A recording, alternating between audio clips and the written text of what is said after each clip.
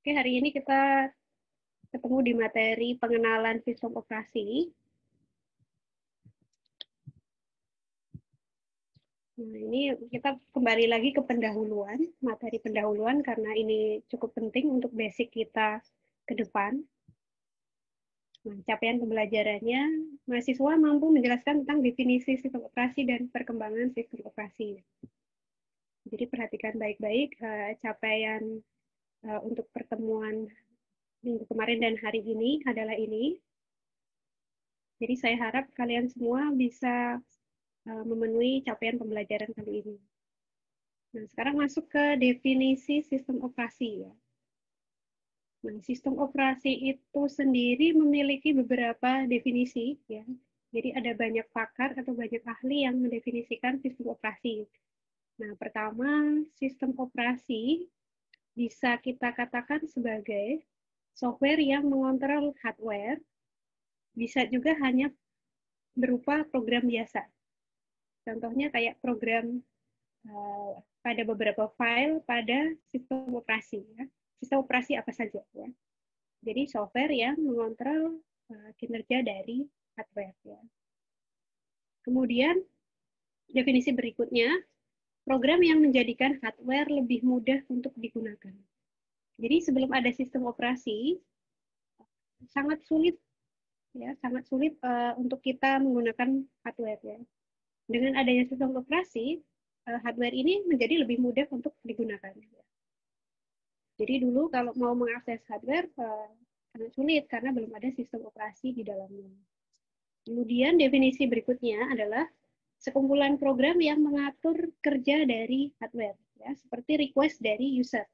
Jadi request dari user itu ada banyak. Contoh, kalian request untuk membuka pengolah kata, itu termasuk request. Kalian request untuk menyimpan data. Ya. Kemudian request kalian mau memutar musik, ya, itu juga termasuk request ya. Jadi sekumpulan program yang mengatur kerja hardware juga bisa kita sebut sebagai sistem operasi. Jadi ada request-request user di dalamnya tercatat di dalam CPU usage ya. Di sana ada ID proses apa saja itu tercatat. Kemudian sistem operasi juga bisa kita definisikan sebagai resource manager atau resource allocator. Seperti halnya untuk mengatur kinerja dari atau mengatur adanya memori, kemudian untuk mengatur printer dan lain-lainnya. Kemudian sistem operasi juga bisa kita definisikan sebagai program pengontrol ya. Jadi dikatakan pengontrol atau pengendali adalah program ini digunakan untuk mengatur atau mengontrol program-program yang lainnya. Jadi di dalam sebuah sistem operasi biasanya ada banyak sekali program ya yang bisa dikontrol. Kemudian berikutnya, sistem operasi juga bertindak sebagai kernel. Kernel itu apa? Yaitu program yang terus-menerus running atau berjalan selama komputer dihidupkan. Jadi kernel sendiri merupakan inti atau jantung dari sistem operasi. Jadi intinya dari adanya OS itu ya ada di kernel. Kemudian sistem operasi juga berfungsi sebagai guardian atau di sini protection atau menjaga, yaitu yang mengatur atau menjaga komputer dari berbagai kejahatan komputer. Jadi di sini sebagai guardian atau sebagai pelindung ya. Jadi pelindung dari berbagai kejahatan komputer. Nah, ini yang ada di sini baru beberapa definisi dari sistem operasi. Ada sangat banyak sekali buku sistem operasi yang ada ya. Boleh kalian gunakan ya, apapun yang ada di perpustakaan. Nah, ini banyak sekali definisi tentang sistem operasi. Tapi secara umum yang paling banyak dipakai adalah definisi-definisi yang ada disebutkan di bagian ini. Kemudian kalau tadi definisi sistem operasi, sekarang masuk ke sistem operasi ditinjau dari apa yang dilakukannya. Jadi sistem operasi ditinjau dari apa yang dilakukannya. Di sini yaitu bisa dikatakan sebagai antarmuka antara pengguna dengan hardware. Jadi di sini yang menjembatani antara user atau pengguna dengan hardware. Ya. Jadi ada sistem operasi. Jadi kalau kalian bisa kita contohkan ya. Jadi kalau pertama kali pada saat kalian membeli laptop ya, itu ada yang sudah di-include dengan OS, ada yang belum. Jika belum bagaimana ya supaya kalian bisa menggunakan laptopnya atau komputernya, supaya kalian bisa menginstal program-program kan kalian harus install OS terlebih dahulu ya. Makanya di sini sebagai antarmuka antara user dengan hardware. Kemudian dari apa yang dilakukan LPS memungkinkan adanya pemakaian bersama ya. Mungkin adanya pemakaian bersama antara hardware maupun data pada user ya.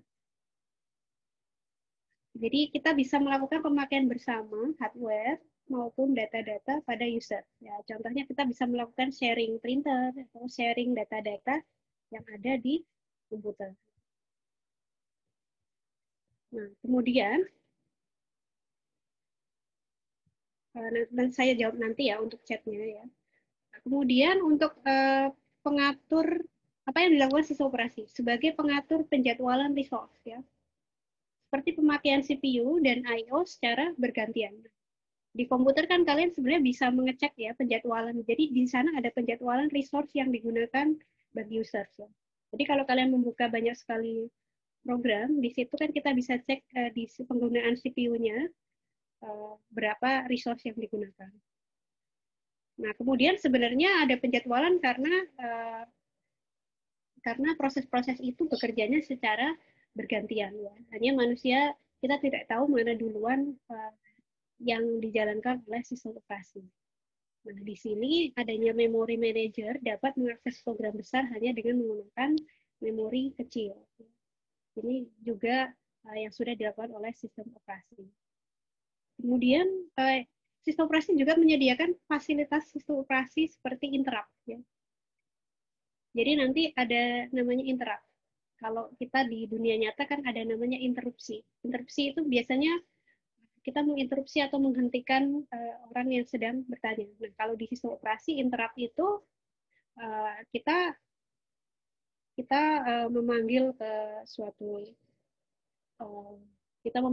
suatu program komputer atau CPU supaya nanti bisa melakukan tugasnya.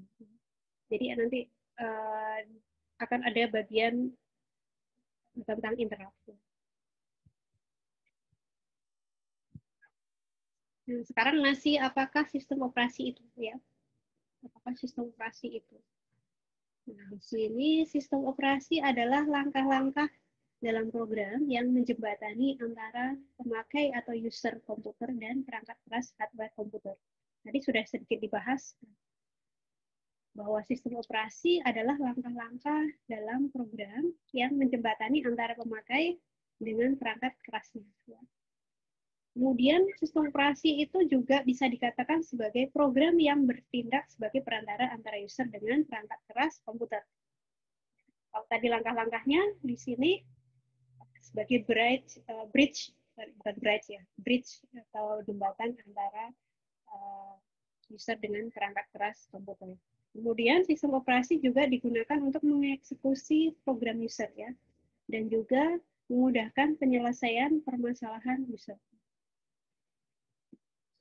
Jadi adanya sistem operasi inilah yang mengeksekusi program-program yang pengguna gunakan dan juga untuk memudahkan menyelesaikan permasalahan yang ada pada pengguna. Kemudian adanya sistem operasi inilah yang membuat sistem komputer nyaman untuk digunakan.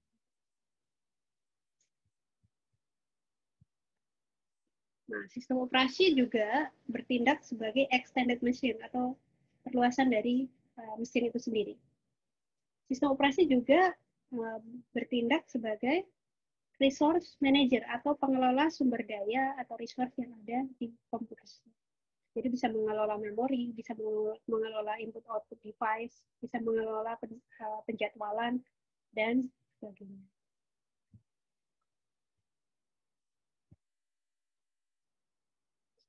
Nah, kemudian di sini yang dimaksud dengan extended machine itu apa? Perluasan mesin. Ya. Jadi sistem operasi itu dibuat untuk menyembunyikan keadaan yang sesungguhnya. Karena sistem operasi itu bekerjanya kan di background ya, atau di balik, di behind behind di belakang program-program yang kalian jalankan. Jadi kalian sebenarnya tidak melihat secara langsung tampilannya. Ya. Jadi dibuat untuk menyembunyikan keadaan sesungguhnya dari perangkat keras dengan tampilan yang menyenangkan dan mudah digunakan. Jadi awalnya sebelum ada GUI atau Graphical User Interface, kalau kalian mengakses sistem operasi ya dalam bentuk CLI atau Command Line Interpreter atau dalam bentuk Command Line atau perintah-perintah. Jadi kalau kalian pernah pakai DOS itu juga sistem operasi. Kemudian di Linux juga kalau kalian coba yang tanpa tampilan itu juga sistem operasi. Jadi sistem operasi yang ada sekarang itu semakin nyaman untuk digunakan. Kemudian sistem operasi berperan sebagai penyedia interface yang sesuai berupa extended mesin atau perluasan mesin atau virtual mesin atau mesin yang jadi lama-lama sistem operasi ini juga sebagai penyedia interface. Oke, lanjut. Nah, selanjutnya sistem operasi sebagai resource manager atau pengelola sumber daya. Jadi pendekatan fungsinya di sini kita tinjau dari arah perangkat kerasnya. Ya. Jadi penyedia resource perangkat keras. Atau kita dari bottom up view, ya. Dari bawah ke atas. Ya. Kemudian sistem operasi berperan untuk mengatur, ya, mengorganisasikan, dan mengoperasikan secara keseluruhan bagian sistem yang kompleks. Jadi di sistem komputer itu di situ sangat kompleks. Ya. Sistem operasi lah yang berperan untuk mengatur, mengorganisasi, dan mengoperasikan secara keseluruhan apa yang ada. Kemudian sistem operasi mengontrol alokasi sumber daya sistem komputer seperti pemroses, memori, piranti, I/O atau input/output untuk berbagai program yang akan memakainya. Jadi sistem operasi lah yang mengelola resource sumber daya yang ada di komputer. Sumber dayanya ada proses ya. Kemudian ada memori, ada piranti, input, output.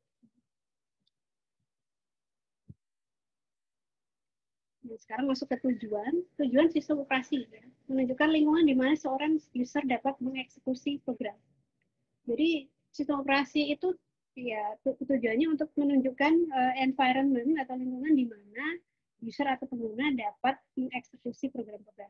Nah, kalian dapat mengeksekusi program-program setiap harinya karena ada OS. Ya kalian juga bisa main tadi kalau ada teman yang main TikTok tadi ya. Tanpa adanya sistem operasi kalian nggak bisa main itu. Jadi ada lingkungan di mana user dapat mengeksekusi program-program. Kemudian tujuan lainnya adalah mengeksekusi program user sehingga user dapat menyelesaikan permasalahan yang dihadapi secara lebih mudah. Jadi apa yang dilakukan, apa yang kalian lakukan di atas sistem operasi itu ya, kalian jalankan program-program itu adalah sudah sesuai dengan tujuan sistem operasi yaitu untuk dapat menyelesaikan permasalahan yang dihadapi oleh pengguna. Kemudian dengan adanya sistem operasi juga membuat sistem komputer nyaman untuk digunakan. Ya. Jadi bayangkan saja kalau belum ada OS ya. Jadi sistem komputer sangat tidak nyaman untuk digunakan. Kemudian mengefisienkan hardware dari komputer. Ya. Jadi OS juga ada pada, kalau di bawah ya ingat, OS itu juga ada pada berbagai perangkat komputer kalian. Ada ontelan sepeda, ada rem mobil, ada sistem elektrik, dan sebagainya. Jadi tidak seperti pada zaman Flintstone ya dulu.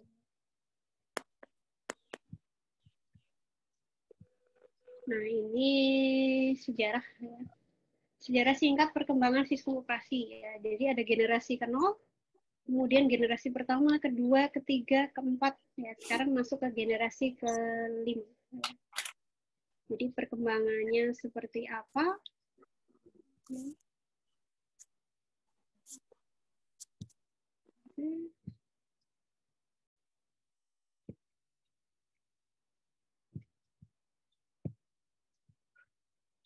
Sekarang lanjut tadi masuk ke generasi ke-0 atau generasi sebelum generasi awal. Nah ini komponen utamanya dulu menggunakan tabung hampa udara ya atau vakum ya. Jadi vakum tube ya. Kemudian di sini dikatakan generasi ke-0 karena sistem komputernya belum menggunakan sistem operasi. Jadi sistem komputer di awal itu belum menggunakan sistem operasi. Jadi pada generasi 0 ini semua operasi komputer dilakukan hanya manual ya melalui plug boards dan hanya bisa digunakan untuk menghitung plus, minus, dan kali. Jadi semacam kayak kalkulator ya. Jadi semua operasi komputernya dilakukan secara manual ya. Jadi di sini hanya bisa menghitung plus, minus, dan kali. Jadi di generasi sebelum ada OS. Nah, dikatakan generasi yang pertama ini saat sudah mulai ada OS ya. Itu pun ada yang mengatakan bahwa generasi pertama itu tahun 45. Ya, jadi di beberapa referensi itu bisa berbeda.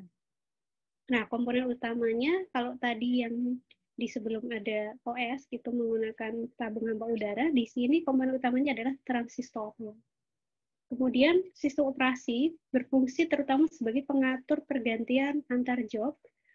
Jadi di dalam sistem operasi itu ada job-job atau ada pekerjaan-pekerjaan yang dilakukan, nah, agar waktu instalasi job berikutnya lebih efisien. Ya. Jadi fungsinya adalah untuk mengatur pergantian antara job atau pekerjaan agar instalasi untuk masuk ke job berikutnya lebih efisien. Jadi fungsi sistem operasi di awal seperti itu. Jadi pada masa ini atau masa generasi pertama itu muncul konsep namanya konsep sistem batch. Ya. Jadi semua job atau sejenis dikumpulkan menjadi satu. Jadi inputnya inputnya memakai punch card. Ya. Jadi untuk inputannya menggunakan punch card. Punch card seperti apa? Nah, nanti kalian bisa cari sendiri, bisa kalian browsing seperti apa penampakan dari punch card. Ya. Nah, sekarang masuk ke generasi kedua. Nah, komponen utamanya di sini ada IC ya, integrated circuit ya. Komponen utamanya sudah menggunakan IC. Nah, di generasi kedua inilah berkembang banyak konsep-konsep ya. Ada multi-programming, multi-processing, spooling, ada device independent, ada time sharing, ada real-time system. Sekarang masuk ke konsep multi-programming. Multi-programming itu apa? Jadi satu prosesor, dikatakan multi-programming, itu satu prosesor mengerjakan banyak program ya, yang ada di memori utama. Ya. Nah, prosesor sama memori beda ya. Jadi satu prosesor mengerjakan banyak program yang ada di memori utama. Konsep berikutnya adalah multi-processing. Jadi multi-processing di sini satu job atau satu pekerjaan dikerjakan oleh banyak prosesor, ya, berguna untuk meningkatkan utilitas. Ya. Jadi satu pekerjaan tidak cuma dikerjakan oleh satu prosesor, tapi satu job juga dikerjakan oleh banyak prosesor. Jadi tujuannya untuk meningkatkan utilitas, ya, untuk meningkatkan kegunaan. Kemudian konsep berikutnya adalah spooling atau simultaneous peripheral operation online. Jadi bertindak sebagai buffer saja, ya, dan mampu menerima pesanan meskipun belum dikerjakan. Contoh yang pakai spooling, kalau kalian mau nyetak pakai printer itu biasanya ada spooling di situ. Ya. Jadi spooling di sini ada sebagai buffer. Jadi kalau kalian mau nyetak kan disimpan dulu di buffer, ya. Dia mampu menerima pesanan meskipun belum akan dikerjakan. Jadi kalau kita nyetak ada banyak ya yang kita cetak, nanti dia akan menunggu ya di buffer. Jadi ada spooling. Kemudian masuk ke device independent. Device independent, jadi konsep device independent, masing-masing komponen memiliki sifat yang saling berbeda. Contoh, tiap printer memiliki driver tersendiri, ya. Tidak hanya printer, ya, banyak sekali perangkat-perangkat yang perlu driver tersendiri. Jadi kalian punya 5 printer, ya kalian install drivernya masing-masing, ya. Jadi tiap printer punya driver yang berbeda. Jadi bahkan sama-sama printer, misalkan mereknya Canon, ya. Itu tiap seri atau tiap tipe dia drivernya beda. Ya. Kemudian konsep time sharing atau multitasking, ya, bisa mengerjakan banyak tugas dalam satu waktu atau bisa mengerjakan banyak tugas sekaligus. Kemudian real-time system berguna sebagai kontrol berbagai mesin. Jadi konsep real-time system ya sistem yang bekerjanya pada saat itu juga. Ya. Contoh yang paling real time itu kalau di penerbangan ya. Jadi real time system ya waktu nyata ya dikerjakan pada saat itu juga. Tidak ada delay ya. Nah, sekarang masuk ke generasi ketiga. Generasi ketiga di sini komponen utamanya sekarang sudah ada VLSI atau Very Large Scale Integrated Circuit. Jadi di sirkuit yang ada di generasi kedua. Ya. Nah, di sini ditandai dengan berkembangnya konsep general purpose system sehingga sistem operasi menjadi sangat kompleks, mahal, dan sulit untuk dipelajari. Jadi mulai dari generasi ketiga ini, sistem operasi sudah menjadi sangat kompleks, ya, sudah mahal dan sulit untuk dipelajari. Jadi komputer atau OS zaman dulu itu eksklusif banget ya, mahal ya. Jadi lama-kelamaan bukan semakin mahal ya, tapi semakin jadi fungsinya semakin mudah, kemudian dibuat semakin harganya semakin apa ya, semakin tidak mahal ya. Jadi kalau dulu mungkin hanya perusahaan atau orang yang sangat kaya yang bisa menggunakan komputer ya. Sekarang siapapun yang bisa menggunakan komputer. Ini generasi ketiga. Sekarang masuk ke generasi keempat. Nah, di sekitar tahun 1980, ini sebenarnya 1980-an ya, ini PC sudah semakin populer. Jadi di tahun ini sudah mulai ada PC ya. Kemudian ditandai dengan berkembangnya sistem operasi untuk jaringan komputer.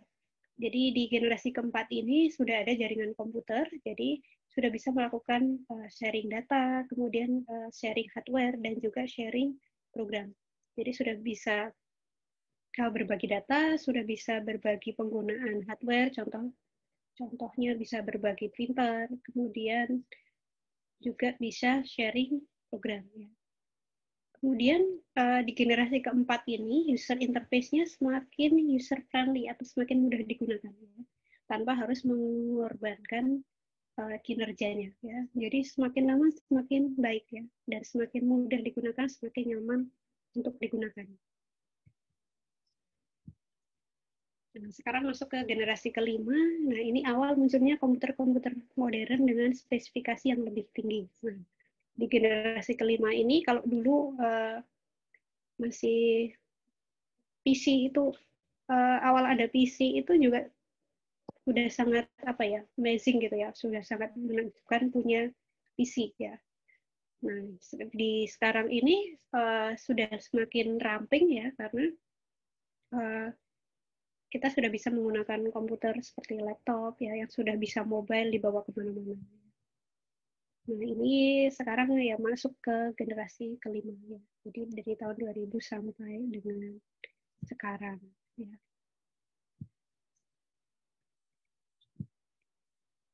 Oke.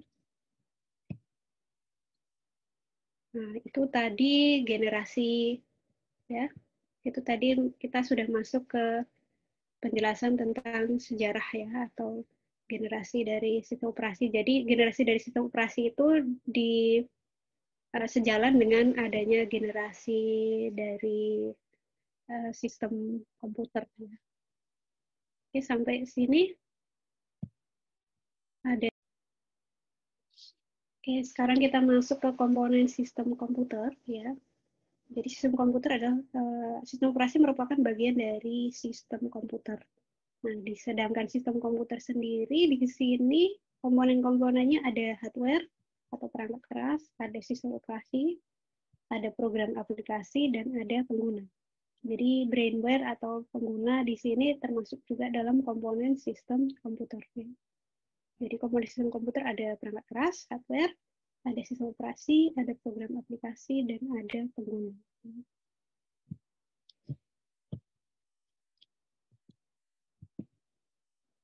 Oke, sekarang masuk ke perangkat keras. Nah, Sumber daya utama untuk proses komputasi ini adalah perangkat keras atau hardware. Hardware ini di sini ada CPU, ada memori, dan juga input-output device. Jadi perangkat keras utamanya di sini atau resource utamanya adalah ada CPU, ada memori, ada perangkat input-output device. Kemudian perangkat I/O apa saja yang termasuk perangkat I/O? Ada keyboard, mouse, scanner, printer, monitor, fax kalau ada, speaker, tablet, handphone, dan lain-lain. Ya, itu termasuk perangkat input output ya.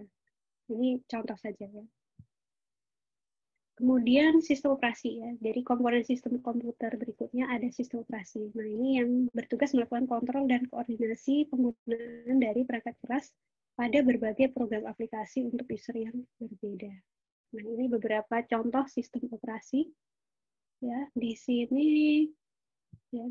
Ini logo Symbian, ini Linux ya.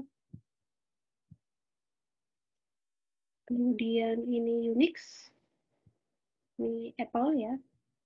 Apple atau Macintosh, Windows, ini BIOS ya, ini Android, ini DOS, ini Windows Phone ya. Ini FreeBSD ya kalau nggak salah ya. Jadi ini beberapa contoh sistem operasi ya. Di luar masih banyak sekali sistem operasi. Sekarang komponen berikutnya adalah program aplikasi ya. Jadi program aplikasi ada banyak sekali. Nah ini menentukan cara sumber daya sistem digunakan untuk menyelesaikan permasalahan komputasi dari pengguna. Contoh program aplikasi ada compiler, sistem basis data, video games, program bisnis, program pengolah kata, dan ada banyak sekali program aplikasi yang mendukung pekerjaan kalian sehari-hari. Nah, sekarang pengguna ya, atau komponen berikutnya adalah user atau pengguna. Itu komponen yang menggunakan sistem. Yang menggunakan sistem penggunanya ada orang, ada mesin, ataupun komputer lain.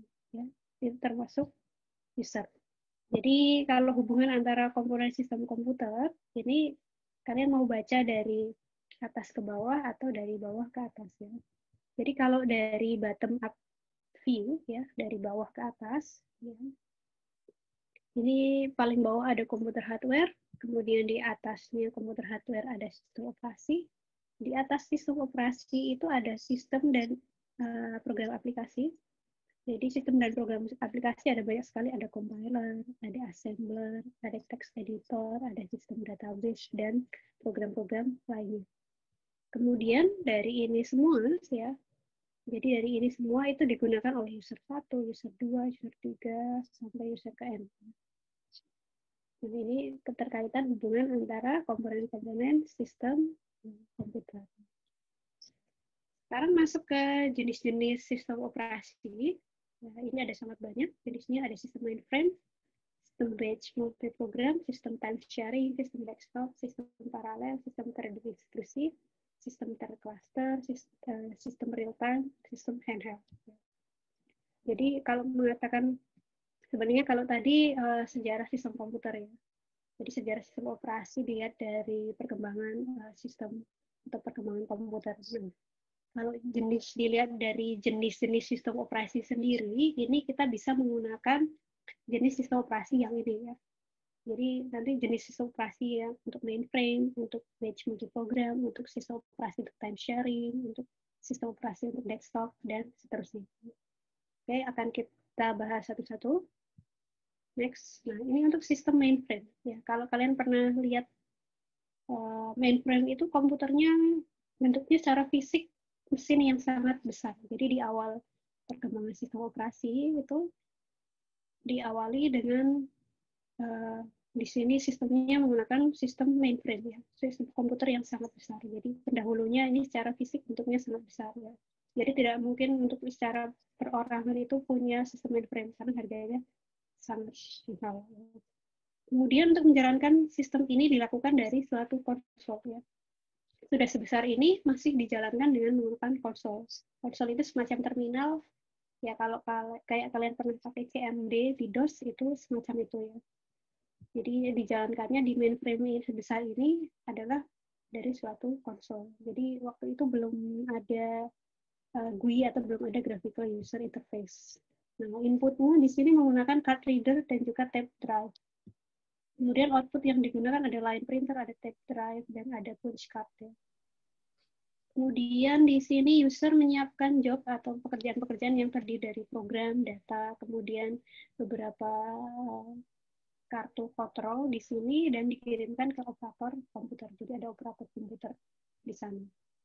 Nah, kemudian job-job biasanya dalam bentuk punch card ya di sini. Beberapa saat kemudian misalkan dalam hitungan waktu menit, jam, dan hari, output akan ditampilkan. Jadi nampilinnya nggak real time.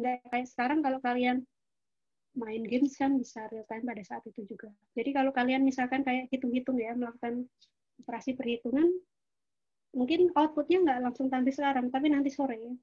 Jadi kalau kalian mau ngitung 5 kali 10 gitu ya, nggak langsung outputnya muncul saat itu juga, tapi munculnya bisa jadi nanti ya, atau malah besok. Ya.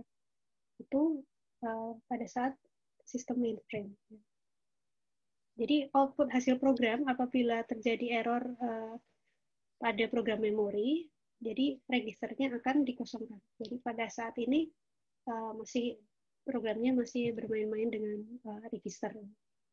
Jadi kalau pernah belajar assembly di situ panggil register berapa dan sebagainya. Nah, kemudian sistem operasinya masih sangat sederhana pada saat komputer mainframe ini. Jadi besar tapi sistemnya masih sangat sederhana. Kemudian task utamanya atau tugas utamanya akan mengirim kontrol secara otomatis dari satu job ke job berikutnya. Nah, kemudian sistem operasi di sini disebut selalu residen atau selalu ada di memori atau selalu menetap di memori disebut dengan resident monitor. Ya. Jadi sistem operasi yang ada di mainframe ini selalu residen di memori. Selalu tinggal di memori ya, disebut dengan resident monitor ya. Nah, gambar berikut adalah gambaran layout memori pada sistem batch sederhana. Nah, ini pada sistem mainframe, di sini ini masih menggunakan simple batch ya. Di sini ada sistem operasi, kemudian di bawahnya adalah user program area. Jadi sistem operasinya di sini masih simple. Nah, untuk meningkatkan kecepatannya di mainframe ini, job yang sama, jadi perlu dikelompokkan atau dikumpulkan bersama, ya, dan dijalankan sebagai satu kelompok job. Ya. Kemudian programmer akan memberikan program kepada operator. Ya. Jadi sampai di sini kalian masih membayangkan ya zaman dulu seperti apa. Jadi di sistem operasi itu memang banyak yang harus kalian bayangkan gitu ya, dulu seperti apa. Atau proses di baliknya seperti apa, karena nggak kelihatan. Karena bekerjanya di balik background. Nah, kemudian operator akan mengurut program yang sama, kemudian komputer akan menjalankan setiap kumpulan program tersebut. Itu yang terjadi di dalam mainframe. Ya. Jadi output dari setiap job itu dikirimkan kembali kepada programmer. Ya. Nah, untuk menghindari adanya waktu nganggur atau waktu tunggu CPU yang cukup lama, maka dikembangkan teknik untuk mengurutkan kerja job secara otomatis ya. Nah, teknik ini jadi di sini mampu mentransfer kontrol secara otomatis dari job ke job berikutnya ya. Jadi satu pekerjaan ke pekerjaan berikutnya. Nyimpen itu ya pekerjaan ya. Menghitung itu ya termasuk job ya, termasuk pekerjaan. Ini bentuk sistem operasi yang pertama kali. Nah, di sini program kecil yang bersifat resident di memori ini isinya ya adalah, jadi di dalamnya isinya ya cuma urutan-urutan job ya, yang akan pindah secara otomatis ya.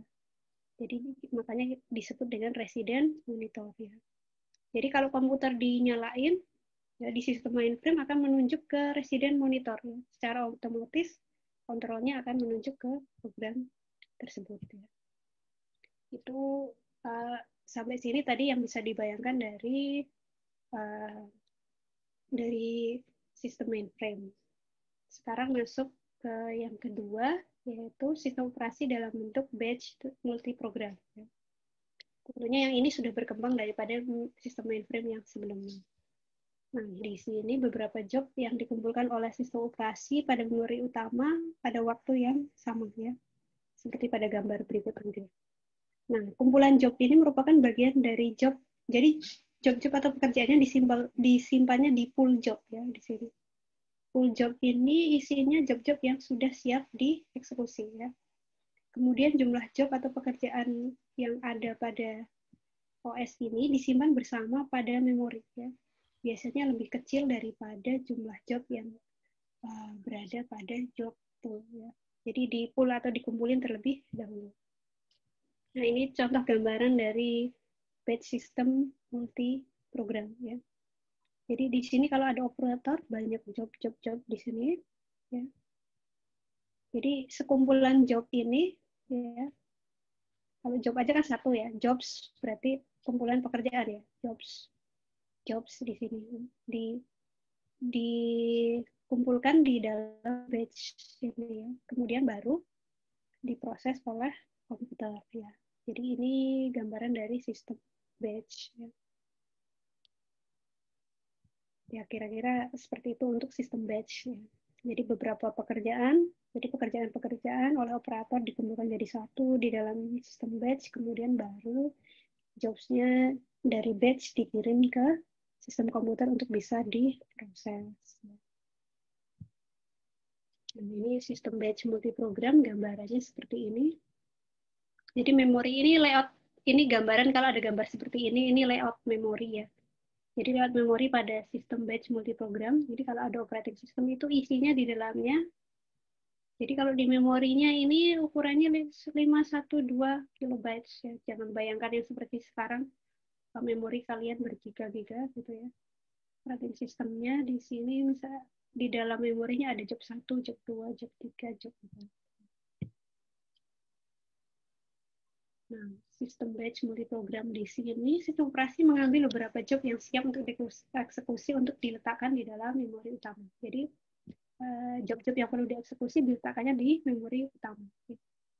Kemudian, nah, kalau jobnya sedang dieksekusi, maka akan menunggu beberapa task ya. Jadi tugas yang lainnya akan menunggu untuk diselesaikan. Ya. Kalau sudah selesai, maka nanti akan diganti oleh job yang berikutnya. Selanjutnya masuk ke sistem multiprogramming. Nah, ini sistem operasi harus menyediakan mekanisme untuk manajemen memori, penjadwalan CPU, dan juga manajemen disk. Ya. Jadi di sistem batch multiprogramming ini, sistem operasi lah yang harus menyediakan mekanisme untuk melakukan, jadi sudah ada manajemen memori, sudah ada penjadwalan CPU, dan juga manajemen untuk disk. Ya. Kemudian di sistem batch juga, sistem operasi multiprogramming ini, multiprogram menyediakan supply untuk rutin dari input output. Kemudian sistem juga harus dapat mengalokasikan memori untuk beberapa job. Jadi contoh yang kayak di gambar tadi, dengan memori 512K, itu bisa mengalokasikan memori dialokasikan untuk beberapa job sekaligus. Nah, kemudian beberapa job yang sudah siap eksekusi akan dipilih oleh sistem job mana duluan yang akan dieksekusi oleh CPU. Nah, perangkat apa saja yang diperlukan oleh setiap job juga harus dialokasikan oleh sistem. Jadi sistem operasilah yang mengatur apa yang ada di bagian ini. Itu tadi terkait sistem batch multiprogram. Sekarang masuk ke sistem time sharing. Ya. Nah, ini juga perkembangan berikutnya, time sharing auto multitasking, yaitu pengembangan dari sistem multiprogram. Ya. Nah, di sini beberapa job yang ada pada memori dieksekusi oleh CPU secara bergantian. Ya. Kemudian CPU hanya bisa menjalankan program yang berada pada memori utama. Ya. Kemudian perpindahan antara job terjadi sangat sering sehingga user dapat berinteraksi dengan setiap program pada saat dijalankan.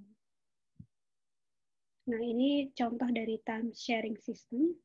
Jadi kalau di sini ada CPU, ya. Jadi time sharing, namanya sharing kan berbagi ya. Time sharing ini pada saat bersamaan itu, misalkan dalam satu CPU ada user 1, user 2, user 3, user 4, ya, user 5, user 6, dan sebagainya. Ini contoh gambar lainnya. Nah, ini dalam satu host komputer, ini dalam satu waktu digunakan oleh banyak terminal. Ini contoh gambaran dari time sharing system. Nah, suatu job di time sharing system di sini dipindahkan dari memori ke disk ya. Dan sebaliknya dari disk ke memori.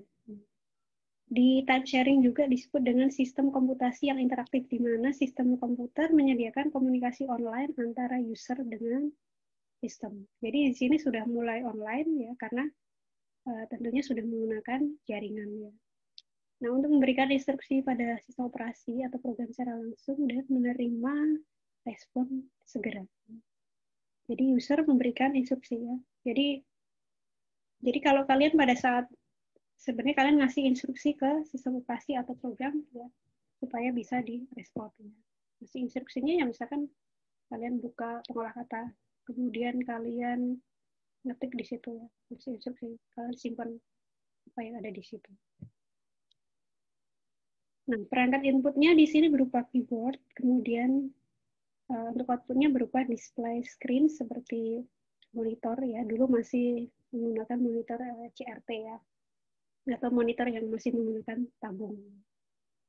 Jadi yang bentuknya besar seperti televisi ya, televisi zaman dulu. Kemudian mungkin sekarang masih ada juga sih yang menggunakan CRT ya. Jadi sebelum adanya LED atau LCD monitor, itu display screen-nya menggunakan monitor CRT ya. Sekarang kalau sistem operasi selesai mengeksekusi perintah, maka ini bukan makan ya, maka sistem akan mencari pernyataan berikutnya dari user melalui keyboard. Kemudian sistem menyediakan editor interaktif untuk menulis program dan sistem debug untuk membantu melakukan debugging program. Ya, pada saat kalian membuat program, mungkin kalau kalian pernah belajar pemrograman dasar ya, kalian setelah mengetik atau membuat program kan pasti setelah itu akan melakukan debug ya, debugging program belum bisa di running. Kemudian supaya user dapat mengakses data dan kode program dengan nyaman, nah di sini dalam time sharing system sudah menyediakan sistem file online. Ya. Nah, sekarang masih dengan time sharing system. Nah, suatu file adalah kumpulan informasi yang berhubungan dan yang didefinisikan oleh pembuatnya. Biasanya file berupa program baik bentuknya source ataupun objek dan juga data. Jadi data di sini yang bisa di-sharekan biasanya berbentuk data file bisa berupa teks dengan format tertentu. Jadi di sini masih basisnya kebanyakan masih menggunakan teks ya, tidak seperti sekarang yang kalian bisa dengan mudah sharing-sharing data atau data multimedia. Bisa berupa video, gambar, dan audio, dan sebagainya. Nah, dulu masih sebagian besar data filenya berupa teks.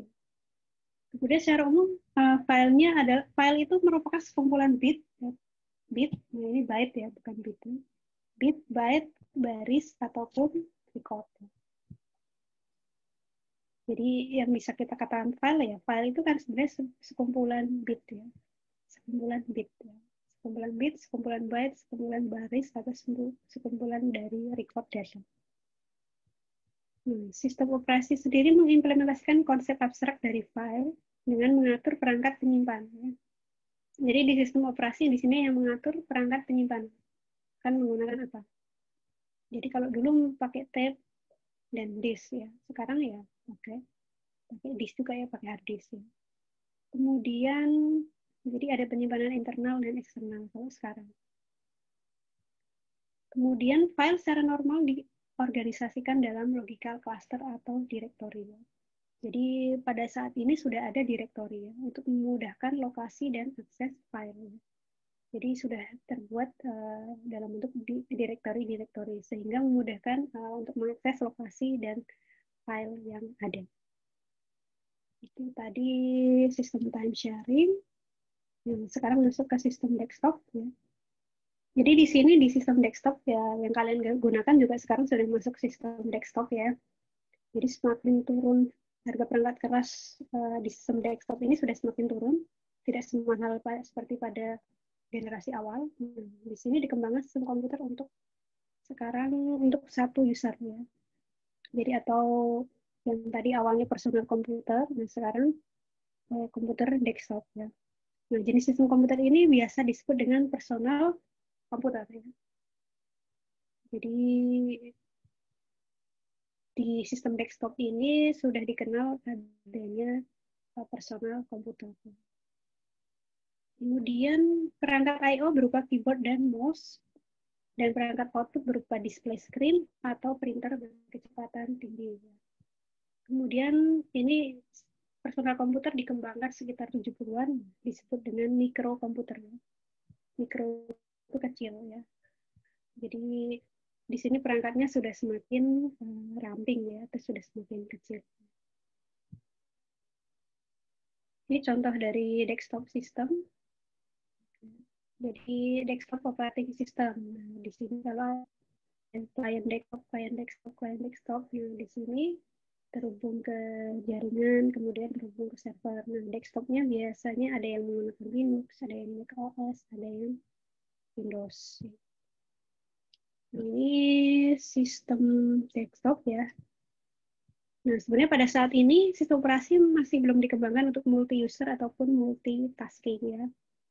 Nah, tujuan sistem operasinya pada saat tercipta sistem desktop ini untuk memaksimalkan penggunaan atau utilitas CPU dan peripheral yang ada, serta untuk memaksimalkan kenyamanan dan respon dari user. Sistem operasinya yang dikembangkan pada saat sistem desktop ini ada Microsoft Windows dan juga Apple. Yang sistem operasi lain ada Windows NT, ada IBM OS, ada Macintosh ya. Linux juga sih sebenarnya termasuk sistem desktop. Nah, sistem operasi MS-DOS dari Microsoft yang masih single tasking dikembangkan oleh IBM jadi saya nggak tahu bacanya ini OS2 atau gimana, yang merupakan sistem multitasking. Jadi awalnya dikembangkan oleh IBM. Kemudian berkembangnya dari mainframe menjadi mikrokomputer. Ini menunjukkan bahwa sistem operasi mikrokomputer dapat mengadopsi sistem mainframe. Jadi sudah tidak perlu adanya mainframe lagi, tapi komputer sudah menjadi lebih personal. Nah, contoh perpindahan sistem operasi adalah perkembangan sistem operasi Multics ya. Nah, ini perkembangan sistem desktop ya di sini. Multic dikembangkan tahun 1965 sampai 70-an oleh MIT atau Massachusetts Institute of Technology. Kemudian oleh Bell Laboratories mengembangkan Multic dengan mendesain Unix ya. Jadi tahun 70-an mengembangkan Unix untuk mini komputer PDP-11. Kemudian tahun 80-an ini dikembangkan sistem operasi Unix ya, Unix Lite untuk sistem mikrokomputer ya, menyusul sistem operasi yang lain setelahnya baru Windows NT, IBM OS2 dan Macintosh.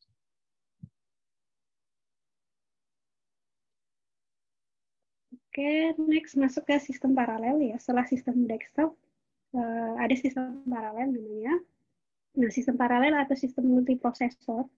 Jadi di sini tidak hanya single prosesor tapi sudah menggunakan multiprosesor ya, mempunyai lebih dari satu prosesor yang bisa berkomunikasi, bisa membagi bus, kemudian clock, dan juga perangkat memori dan peripheral yang lainnya. Jadi disebut sebagai tightly coupled system ya. Nah, sistem ini dikembangkan karena beberapa alasan. Salah satu keuntungannya adalah meningkatkan jumlah proses yang bisa dijalankan pada satu waktu. Jadi throughput-nya meningkat ya. Dengan meningkatkan jumlah prosesor, maka diharap pekerjaan yang dapat dikerjakan dalam waktu yang pendek. Jadi kalian bisa melakukan banyak pekerjaan sekaligus dalam satu waktu ya. Jadi mikroprosesornya bekerja secara paralel. Contohnya gambarannya ini ya. Jadi yang sebelah kiri gambaran single processor, yang sebelah kanan multiprosesor. Jadi kalau single processor ya ada banyak proses yang mengerjakan hanya satu prosesor. Tapi kalau menggunakan multiprosesor dengan menggunakan parallel processing, ya ini misalkan ada, ini sama-sama waktu prosesnya 5 menit ya. Ini ada 5 proses ya, P1, P2, P3, P4, P5. Nah, ini dikerjakan oleh ada prosesor 1, prosesor 2, 3, 4, 5, dan seterusnya secara paralel ya. Jadi tidak bergantian, tapi secara paralel. Nah, ini kenapa ada sistem paralel ya? Fungsinya untuk kehandalan sistemnya. Kemudian supaya kemampuannya meningkat. Nah, di multiprosesor juga sering digunakan namanya model asimetrik ya, symmetric multiprocessing ya. Kalau model simetrik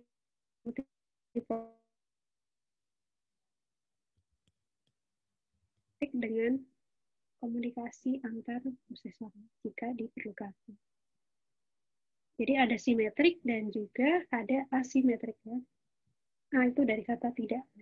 Kalau tadi simetrik, di sini asimetrik atau tidak simetrik ya. Jadi prosesornya punya tugas tertentu ya. Kalau yang tadi kan identik, kalau yang simetrik itu identik, yang asimetrik itu mempunyai tugas tertentu ya.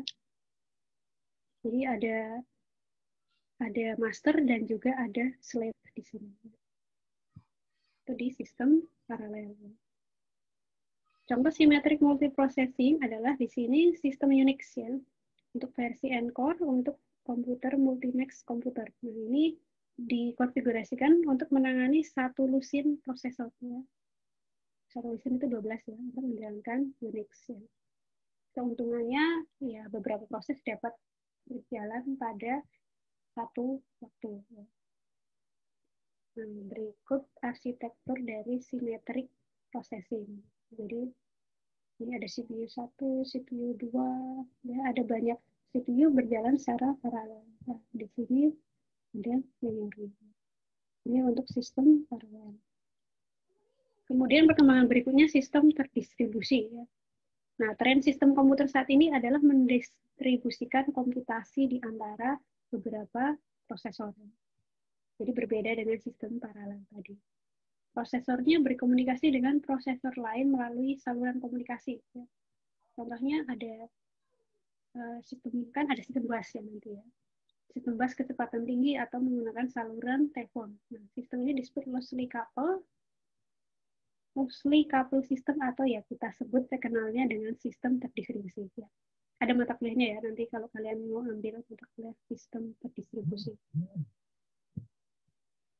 Nah, ini gambaran distributed system ya. Jadi ini di tengahnya ada communication network. Nah, ini nanti kalian bisa baca sendiri untuk sistem terdistribusi. Ya. Jadi prosesor-prosesor yang ada di sistem terdistribusi disebut dengan site atau disebut dengan node komputer atau lainnya. Jadi prosesornya pada sistem terdistribusi ukurannya bervariasi ya, ukuran dan fungsinya bervariasi. Biasanya terdiri dari mikroprosesor, workstation, mini komputer, dan sistem komputer dengan general purpose atau dengan tujuan yang umum atau kegunaan umum. Nah, keuntungannya dengan menggunakan sistem terdistribusi ya di sini resource sharing atau berbagi sumber daya yang ada. Jadi berbagi sumber daya. Contoh paling mudah ya kalau mau berbagi sumber daya disk atau printer ya. Jadi satu printer bisa dipakai satu kantor. Itu sudah termasuk resource sharing atau satu data jadi bisa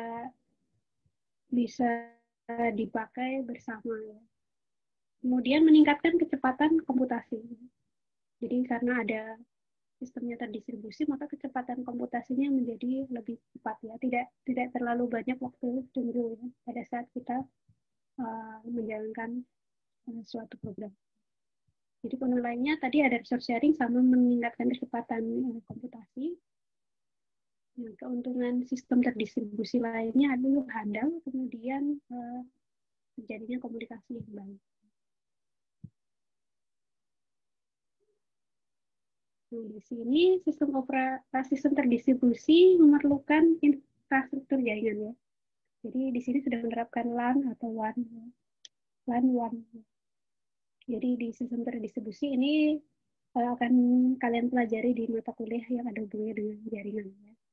Nah, sistem terdistribusi biasa disebut dengan sistem client server atau peer-to-peer. Arsitekturnya ini ya, di sini ada banyak klien. Nah, klien-klien terhubung dengan suatu jaringan ke server, terhubung ke server dengan menggunakan suatu jaringannya. Jadi di sini termasuk dalam sistem client server. Setelah sistem terdistribusi, ada sistem tercluster atau cluster system ya, pengembangan dari sistem terdistribusi ya. Jadi di sini perbedaannya antara sistem terdistribusi dengan sistem tercluster, yaitu pada sistem tercluster menggunakan 2 atau lebih sistem untuk membagi penyimpanan atau storage secara bersama-sama. Nah, ini gambaran dari cluster system. Ada komputer 1, komputer 2, komputer 3, ada storage ya. Nah, ini gambaran dari cluster system atau yang gambar yang sebelah kanan. Jadi ada komputer 1, komputer 2, komputer 3, kemudian terhubung atau interconnect dengan jaringan. Nah, di sini terhubung dengan storage atau area dari network jaringan. Jadi ini mempunyai kehandalan sistem yang tinggi seperti halnya pada sistem terdistribusi. Jadi sistem tercluster juga berupa model asymmetric clustering di mana satu server menjalankan aplikasi sementara server lainnya standby. Jadi model yang lain selain asymmetric clustering ada symmetric clustering ya, di mana semua host menjalankan aplikasi. Jadi ada asymmetric dan symmetric clustering. Kemudian sistem real time. Setelah sistem tercluster ada sistem real time. Salah satu bentuk sistem operasi untuk keperluan khusus adalah sistem real time ya. Sistem real time digunakan apabila kebutuhan ketepatan waktu pada operasi prosesor atau aliran data sering digunakan untuk perangkat kontrol pada suatu aplikasi ya. Seperti pengontrol percobaan keilmuan, kemudian sistem medical imaging, sistem kontrol, penampil radar dan sistem pendaratan di bulan. Atau pada sistem pesawat juga memerlukan sistem real time system karena bayangkan aja ya kalau kalian terjadi perbedaan waktu itu sangat berpengaruh terhadap keselamatan. Jadi harus menggunakan real time system. Jadi di real time system perbedaan 1 detik pun itu sangat berpengaruh ya. Jadi di sistem real time ini harus didefinisikan batasan waktu yang tetap. Nah, ini gambaran dari real time system. Jadi real time itu ya waktu nyata saat itu juga ya. Dieksekusi pada saat itu ya nggak perlu menunggu. Jadi dijalankan pada saat yang sama. Ya. Jadi pemrosesan harus dikerjakan dalam waktu tertentu ya. Jadi kalau nggak real time ya artinya gagal. Ya. Jadi kalau ada waktu tunggu artinya ini akan gagal. Ya. Bagi contoh, jika lengan robot tidak diinstruksikan untuk berhenti, maka dapat merusak robot. Itu contoh. Terdapat 2 bentuk sistem real time ya. Ada hard real time di sini. Nah, di sini pada penyimpanan sekundernya terbatas atau tidak digunakan. Datanya langsung dikirim ke memori atau ROM atau read only memory dalam waktu yang singkat. Nah, pada sistem hard real time ini terjadi konflik pada sistem time sharing dan tidak didukung oleh sistem operasi. Tadi ada hard real time, kemudian ada soft real time. Ya. Ada soft real time, di mana tugas kritis mendapat prioritas lebih tinggi dari tugas lain. Ya. Jadi bergantung prioritas mana dulu yang harus dikerjakan. Jadi ada soft real time dan ada hard real time. Yang terakhir ada sistem handheld. Ya. Sistem handheld ini sekitar tahun 90-an. Ya. Dikembangkan lebih kecil daripada mikrokomputer. Yang sistem handheld itu dalam bentuk personal digital assistant atau PDA. Ya. Jadi kalau kalian pernah lihat PDA ini termasuk sistem handheld ya. Pada beberapa sistem telepon seluler, sistem ini punya memori yang terbatas, prosesor dengan kecepatan rendah dan display screen yang kecil. Ya.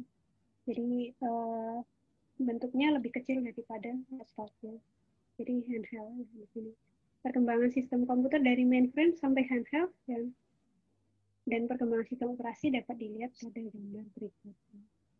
Jadi ini agak sedikit berbeda dari apa yang saya jelaskan dari generasi awal, tapi ya sebenarnya hampir mirip sih. 50-an, 60-an, 70-an, 80-an, 90-an ya. Ini dikasih jeda 10 ya, setiap 10 tahun. Di sini tadi mulai dari mainframe sampai terakhir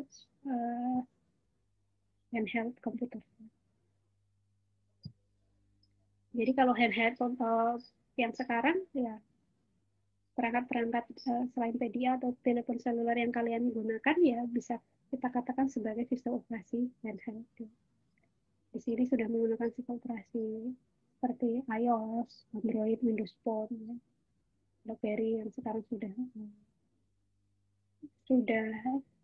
tidak digunakan ya. Ini termasuk handheld operating system. Jadi lingkungan komputasinya ini ada komputasi tradisional, ada berbasis web, dan ada komputasi yang di embed. Kalau komputasi tradisional adalah ada pada masing-masing PC, kemudian komputasi berbasis web ini sifatnya remote atau jarak jauh, dan sedangkan komputasi yang di embed dikaitkan dengan mesin. Oke, terima kasih. Oke, sampai sini tadi sangat panjang penjelasannya. Mungkin ada pertanyaan? Masih di sini ya? Atau saya sudah ditinggal main game? Masih, Bu. Masih, Bu. Jadi kalian pelajari kembali, ya. Masih. Iya, sudah azan. Sampai sini ada pertanyaan, mungkin akan saya akhiri saja karena sudah jam 11:30. Jadi materi, ya. Mau nanya yang Profesor 1, 2, sampai 5, kan itu contohnya kayak gimana, Bu? Yang katanya mengerjakan bareng-bareng. Misalnya kita buka aplikasi ini barengan gitu, Bu. Apa gimana? Iya. Ya, contoh, ini yang mana? Yang sistem apa? Nah, contohnya yang sistem apa? Kan tadi ada sistem desktop, ada time sharing, ada sistem batch multi-programming. Iya, Ini bentar, yang mau Bu. dicontohkan yang sistem yang mana? Yang mana tadi ya? Ya pokoknya yang Profesor 1, 2, 3 itu loh, Bu. Oh, ini. Sistem paralel. Sistem paralel. Yang 5 menit itu. Oke. Sistem paralel.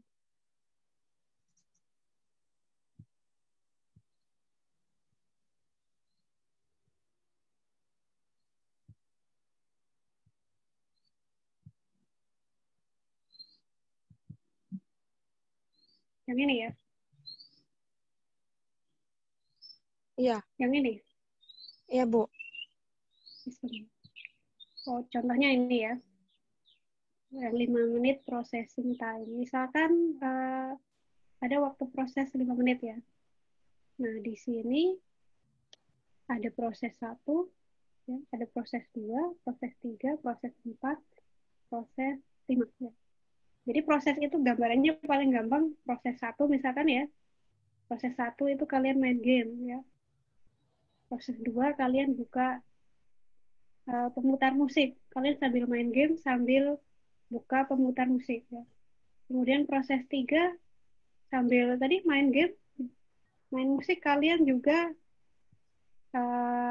buka aplikasi lain ya, misalkan ya, sambil ngetik-ngetik gitu ya, atau sambil bikin catatan. Kemudian proses 4, proses yang lain ya, itu termasuk proses buka program lain. Kalian ada buka banyak sekali jendela. Nah, jadi masing-masing, misalkan ini kan tadi 5 menit ya, ini 1 menit, 1 menit, 1 menit gitu ya dibaginya ya. Jadi proses 1 dijalankan oleh prosesor 1. Proses 1 tadi main game ya, proses 2 tadi dengerin musik, dengerin musik yang akan menjalankan proses kedua ya. Kemudian di sini kalian tadi misalkan ketik ini dijalankan oleh prosesor 3 ya. Jadi semua pekerjaan itu dikerjakan secara paralel ya dalam waktu yang bersamaan ya oleh prosesor yang berbeda ya. Jadi semuanya akan selesai. Jadi tidak perlu menunggu. Tapi kalau pakai ini ya tadi kan punya 5 pekerjaan nih misalkan ya. Ini prosesnya satu-satu. Main gamenya selesai ya. Dikerjakan oleh prosesor baru ya. Nanti job berikutnya baru bisa masuk ya. Baru job berikutnya akan dikerjakan prosesor kayak gitu dan seterusnya. Jadi gambarannya seperti itu sih. Ini kalau di paralel sih. Jadi bekerjanya secara paralel, nggak bergantian. Jelas? Iya, jelas, Bu.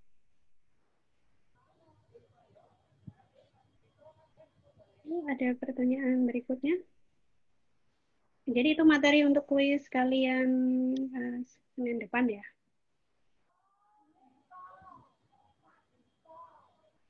Jadi untuk yang kali ini kan kita pertemuan online, kemudian tadi saya jelaskan. Mungkin untuk pertemuan yang next saya rekam aja ya ininya ya, apa namanya, screen share-nya supaya di pertemuan yang Zoom meeting kita bisa langsung diskusi ya. Tapi syaratnya ya kalian nanti kalau sudah saya uploadkan kalian harus lihat videonya terlebih dahulu ya. Setuju seperti itu? Setuju. Bu. Ikut aja, Bu. Ikut ya. Jadi di Zoom meeting-nya nggak terlalu lama. Iya, Bu. Seperti itu. Iya, ya tergantung inilah situasi dan kondisi. Berarti nanti kuisnya itu sampai materi yang terakhir tadi ya, Bu? Ya, tadi sistem apa handheld ya? Handheld. Ya, itu handheld sistemnya. Oke, cukup. Ada lagi yang perlu didiskusikan? Ya. Cukup, Bu. Iya. Ini kayaknya sudah banyak yang menghilang. Ada sinyal kali. Ya, memang materinya lebih banyak apa ya, masih awal-awal. Sebenarnya untuk sistem operasi sendiri, kalau di praktikum kan pakai sistem operasi Linux ya, sebenarnya menggunakan sistem operasi Linux ya. Jadi agak sedikit berbeda dengan materi di kuliahnya. Sebenarnya di sistem operasi itu ada programmingnya juga ya. Contoh kalau kita nanti sudah masuk ke penjadwalan memori. Sebenarnya kalau mau pakai coding ya, nanti codingnya pakai bahasa C gitu ya. Ya, tapi nanti saya melihat perkembangan ini ya, tergantung situasi dan kondisi ya. Apakah kalian perlu coding juga atau tidak ya? Mungkin codingnya terlalu berat ya, nanti kita skip aja ya. Tapi kalau nggak ada coding, misalkan coding kayak proses dan sebagainya, bagaimana kita mengcoding behind di balik sistem operasi itu ya materinya jadinya materi teori gitu. Tapi kalau pakai coding ya memang harus banyak effort atau usaha dari kalian sih nanti karena codingnya berbasis konsol ya, konsol. Jadi tanpa ada apa ya, tampilan grafis gitu. Kalau sistem operasi sekarang kan tampilannya udah grafis ya, karena nggak perlu pakai CMD atau pakai konsol. Saya kira itu sih, nanti kuisnya multiple choice ya kayak yang tadi ya. Kemudian real time ya kuisnya ya, nanti kalian harus masuk. Ya kalau yang nggak bisa masuk ke Zoom meeting nggak apa-apa sih, tapi waktunya saya batasin. Mudah-mudahan sih nanti servernya bisa diakses dengan lancar gitu. Oke, terima kasih ya. Saya kira itu saja. Oke, selamat siang. Terima kasih. Wassalamualaikum warahmatullahi wabarakatuh. Waalaikumsalam. Waalaikumsalam warahmatullahi Waalaikumsalam. Terima kasih, Bu. Oke, silahkan kalau mau live boleh. Bu. Yep.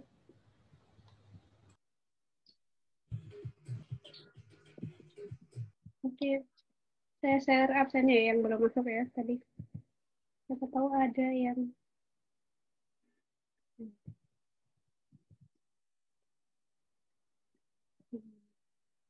Tuh yang belum keluar udah masuk semua ya absennya ya.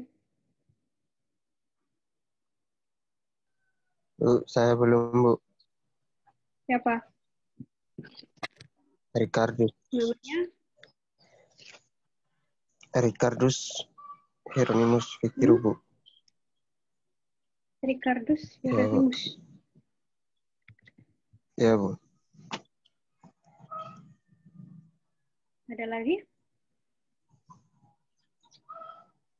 Di Pratama ya tadi ya. Kayak keluar masuk tadi. Tadi ada Eryu nggak? Eryu. Nggak ada, Bu. Nggak ada sih, Bu. Hmm? Nggak Nggak ada. ada. Nggak ada, Bu. Ini angkatan 17. Ada Rizky sama Sebastianus sudah ada juga ya. Oke, cukup berarti. Oke, thank you.